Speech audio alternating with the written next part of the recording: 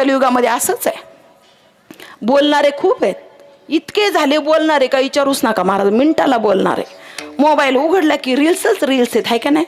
इतके उपदेशाचे डोस विचारूच नका महाराज, आहे का नाही?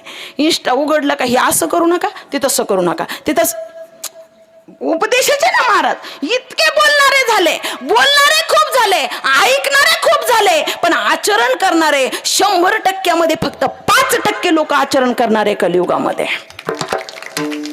थोडस कडू आहे पण सत्य आहे. हे असंच आहे. याला अजून एक वाक्य बोलू काय? मुख में राम और बगल में छुरी, हा त्यातला प्रकार आहे. हे असं आहे कलियुगामध्ये. मुखामध्ये राम असेल पण मग भरोसा ठेवायचा कोणावर? संताचे पायी हा माझा विश्वास, सर्व भावेदास झालो त्यांचा. का? कारण तेची माझे हित करीती सकळ, जेने हा गोपाळ कृपा करी. म्हणून आमचा संतांवर विश्वास आहे, बाकी नाही कोणावर.